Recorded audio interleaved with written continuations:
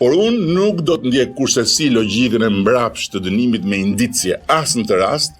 po të mbetem tek bindja se këto dy indicje tetë shqetësuese nuk provojnë se protagonistët e pavarësisë drejtësisë u ka marrë koka erë. Dhe u shëmbushur mendja se ata janë shteti, ata janë ligji, ata janë drejtësia, si puna e ca trimoshave të BKH-s, për cilët kam dëgjuar shumë çuditëra, po kishin ardhur një ditë në godinën e Këshillit të Ministrave dhe nuk donin të linin patllaken tek dera, sipas rregullores sigurisë së lartë të Gardës Republikës. Pra, nuk dua kurse si të them se ferrat e mendësive dhe sëmundjet vjetra e kanë marrë uratën e drejtësisë re, por dua të ndaj me të gjithë bindjen se ka ardhur koha një reflektimi serioz, profesional dhe ndërinstitucional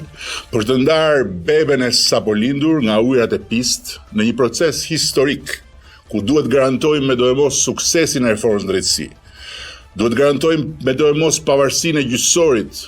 po ku po ashtu nuk mundet kursesi të lejojmë me dojmos që kura të bëhet problem më i madh se smundja, duke rrezikuar liritë, të drejtat dhe frymarrjen e administratës dhe të ekonomisë së vendit.